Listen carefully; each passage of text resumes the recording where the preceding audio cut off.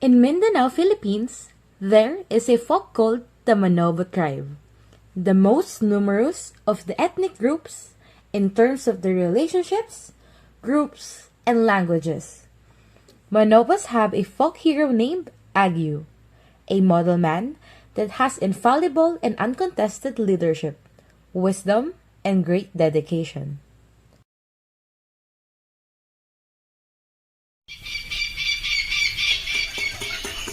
In Ayuman live the heroes Banlak, Agyu, and Kuyasu. In the Ilianon, these men were brothers, being the sons of Pamulaw. Agyu had 4 sisters, but only Yanbungan and Ikwangan are the ones mentioned in the epic. This is Mungan, Banlak's wife. She was inflicted with a disease, reason why she was separated with their clan.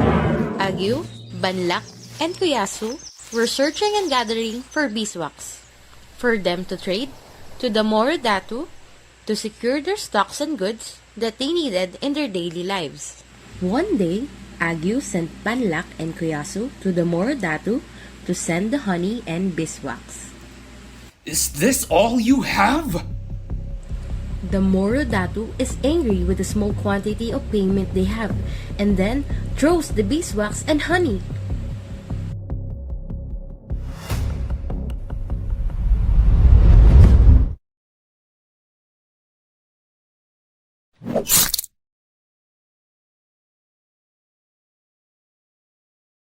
Agyu!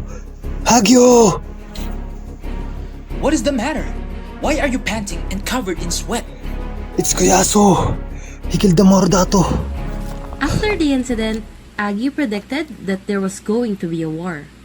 It is better for them to leave their homeland.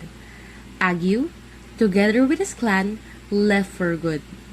With his clan, they went to Ilian Mountain.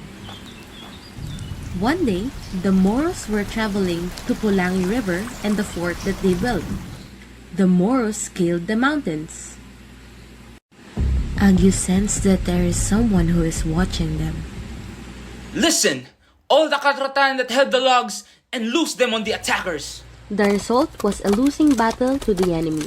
Those who escaped, the slaughter fled. After the victory, Agyu, with his clan, left for another territory and went to Pinamatun Mountain.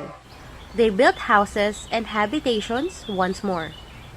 He left for Sandawa Mountain to hunt. Lono tried to cut a path on the side of the mountain, while 2 women, Yambungan and Nikwangan, were left behind swaying on a vine from bank to bank over the stream.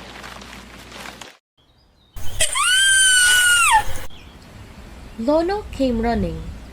Lono ran fast towards Yambungan and Ikwangan.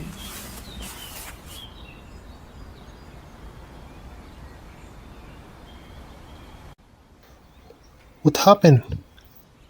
Lono found it was a bee and enabled him to locate beehives in the hollows of palm trees. Then Agyu came back with a small wild pig. He asked Panlak to cook it. After the food was divided, and the meat and honey were distributed among the people. Then Agyu remembered Banlak's wife in Ayuman. She had been left behind because of her affliction. Banlak, we have a lot. Why don't you give this to your wife, Mungan? She will like this a lot. I am sorry, Agyu, but I refused to bring it to her. I already abandoned Mungan when we left her. But still, she is your wife. Agyu, I can bring Mungan's share to her. Thank you. Lono was traveling to Ayuman to bring Mungan her share of goods. When Lono reached Ayuman, she saw Mungan was already healed. Mungan! Mungan! I have brought you some meat and honey from our land. You are already healed. I cannot believe it. Thank you, Lono. Lono returned to Pinamatun and told Agyu and the others the news that Mungan had already recovered and had become a beautiful lady. When Banlak heard that, he wanted to return to his wife, but Agyu reproved him. Because of Mungan's recovery, Agyu decided to return to Ayuman and this was done with his people following him. But when they arrived at Ayuman, they found Mungan gone. Agyu then decided to continue their journey further on until they reached the Mount of Tigyandang at the junction of Mudan-Udan. In Tigyandang, Agyu's people were attacked. Agyu's men fought on the seashore of the Bay of Linayagon, but it was a losing battle. Agyu, we only have few men left. What shall we do?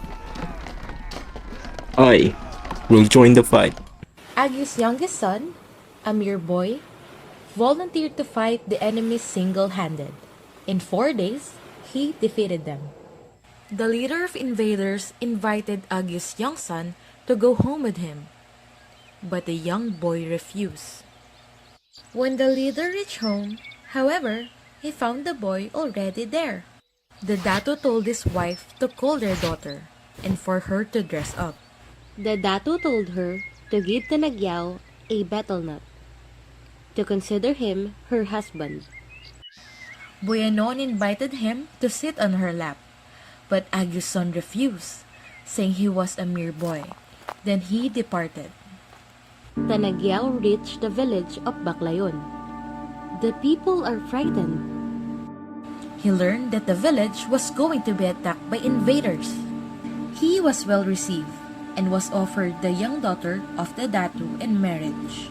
She came out and offered him a betel nut and asked him to be her husband, saying he was going to be their savior. I challenge you to a fight.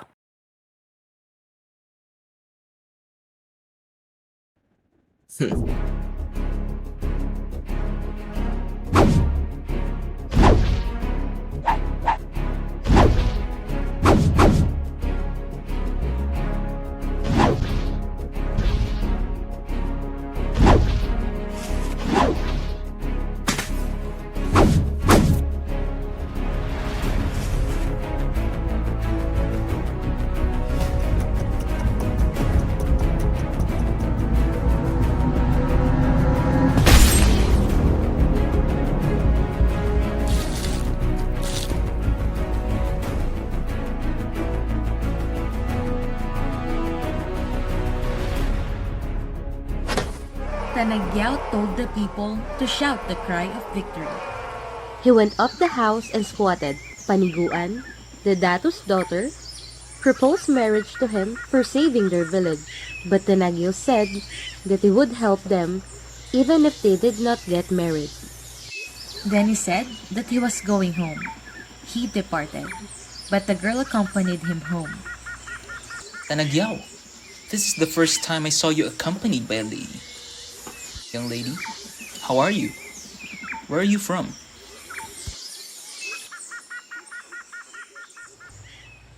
After some time, Agyu's village is again endangered by invaders coming across the sea. The men fought well, but were overwhelmed. I saw that your life will be doomed. You will be destroyed.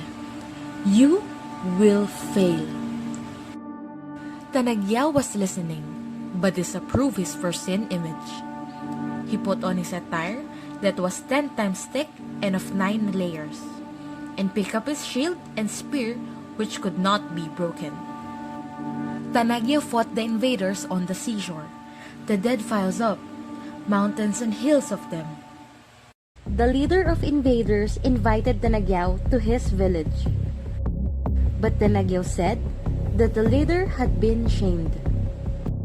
Upon hearing this, the leader's son was him, using a bar of gold. Tanagyao in turn used his golden cane called Tanigid, and with it, reduced the challenger to a founded mass.